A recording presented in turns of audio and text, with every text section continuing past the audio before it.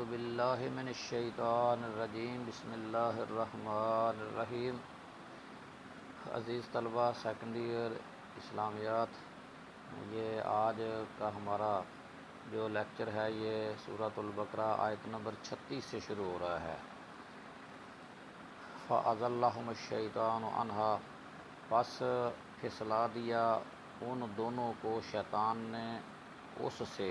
اس درخت کے بارے میں جس سے منع کیا گیا تھا۔ فَأَخْرَجَهُمَا، پس نکلوایا ان دونوں کو،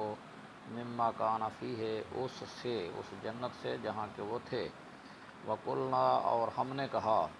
اہبطوا، تم سب اترو، بعضکم لبعض عدو، بعض تمہارا بعض کے لیے دشمن ہے۔ وَلَکُمْ فِی الْأَرْضِ مُسْتَقَرٌّ، اور تمہارے لیے زمین میں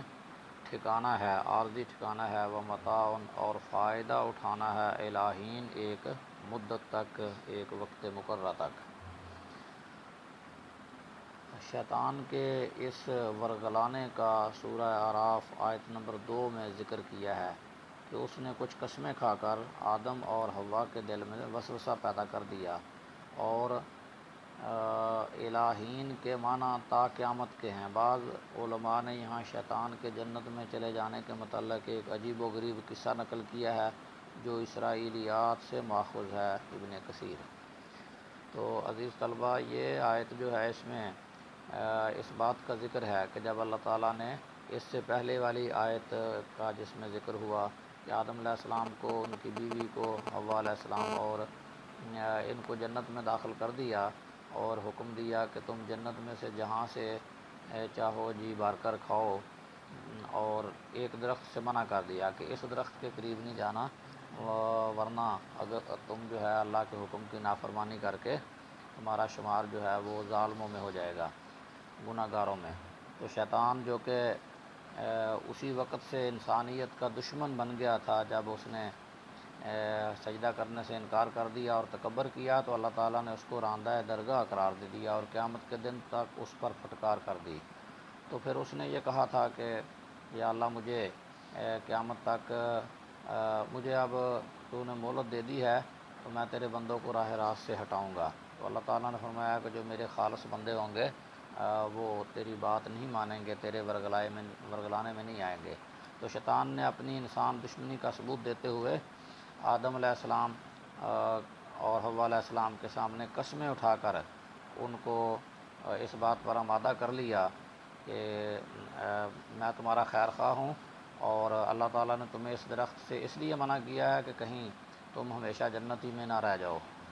تو وہ اس کے بہکاوے میں آ گئے، کیونکہ وہ سوچ بھی نہیں سکتے تھے کہ کوئی اس طرح سے اللہ تعالیٰ کی جھوٹی قسم بھی اٹھا سکتا ہے اور غلط بیانی کر سکتا ہے۔ تو پھر جو ہی انہوں نے اس درخت کے پھل کو چکھا تو اللہ تعالیٰ نے ناراض ہوا اور پھر ان کو جنت سے نکال کر دنیا میں بھیج دیا گیا۔ فَأَخْرَجَهُمَا مِمَّا كَانَ فِيهِ، شیطان نے انہیں ورگلایا اور اس جنت سے نکلوا دیا جس میں کہ وہ رہ رہے تھے۔ وَقُلْنَا اهْبِطُوا بَعْضُكُمْ لِبَعْضٍ، اور اللہ نے فرمایا کہ تم میں سے بعض کا دشمن ہوگا، یعنی جو لوگ اللہ تعالیٰ کی اطاعت کریں گے ان کے وہ لوگ دشمن ہوں گے،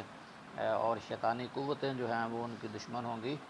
جو اللہ تعالیٰ کی نافرمانی کرتی ہیں۔ اور وَلَکُمْ فِی الْأَرْضِ مُسْتَقَرٌّ وَمَتَاعٌ، اللہ نے فرمایا اب ایک وقت مقررہ کے لیے تمہیں زمین پر بھیجا جا رہا ہے، اور وہاں زمین میں جو نعمتیں اللہ تعالیٰ نے رکھی ہیں ان سے تم فائدہ اٹھاؤ گے۔ تو یہ دنیا جو ہے وہ عارضی ٹھکانہ ہے، اور دنیا میں رہ کر آخرت کی تیاری کرنا اور آخرت کی کامیابی کے لیے محنت کرنا یہ ضروری ہے۔ فَتَلَقَّىٰ آدَمُ مِن رَّبِّهِ كَلِمَاتٍ فَتَابَ عَلَيْهِ إِنَّهُ هُوَ التَّوَّابُ الرَّحِيمُ، پس سیکھ لیں آدم علیہ السلام نے اپنے رب سے چند باتیں، فتاب علیہ، پس متوجہ ہوا اللہ تعالیٰ ان پر رحمت کے ساتھ، انہ هو التواب الرحیم، بے شک وہ بہت زیادہ توبہ قبول کرنے والا، رحم کرنے والا ہے۔ تو دنیا میں آنے کے بعد آدم علیہ السلام اور حوا علیہ السلام جو تھے وہ پریشان ہوئے، اپنی غلطی پر اللہ تعالیٰ سے رو رو کر معافی مانگتے رہے۔ تو پھر بالآخر اللہ تعالیٰ نے آدم علیہ السلام کو کچھ کلمات سکھلائے جن کا ذکر سورہ اعراف میں ہے، اور وہ یہی کلمات ہیں جیسا کہ اللہ کے رسول صلی اللہ علیہ وسلم نے فرمایا،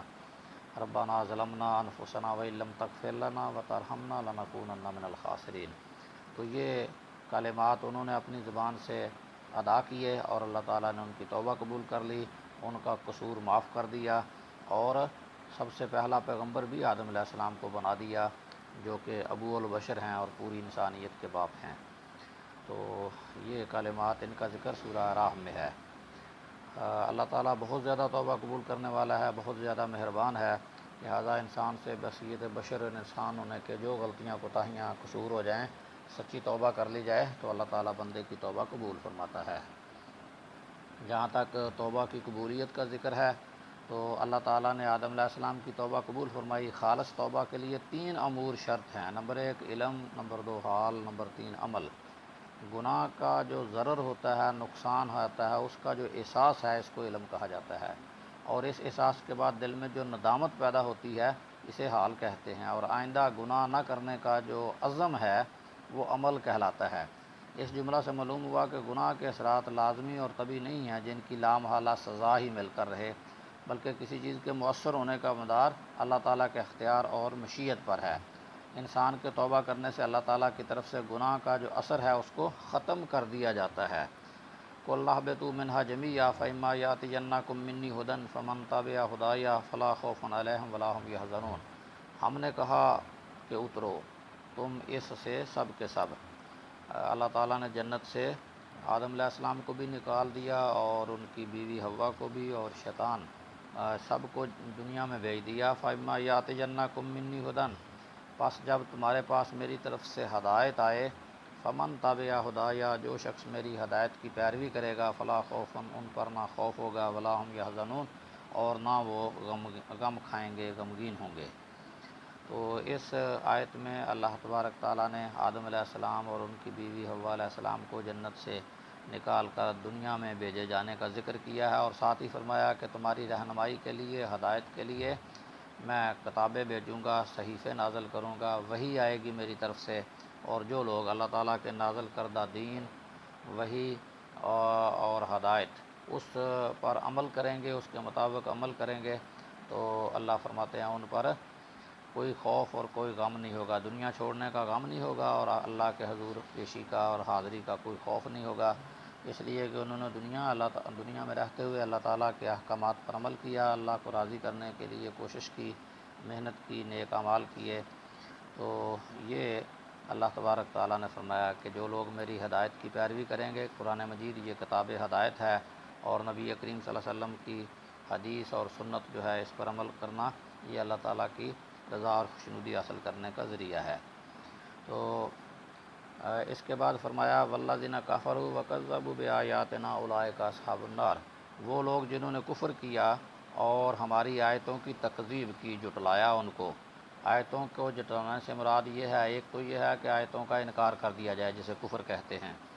دوسرا یہ ہے کہ آیتوں کو جھٹلانا یہ ہے کہ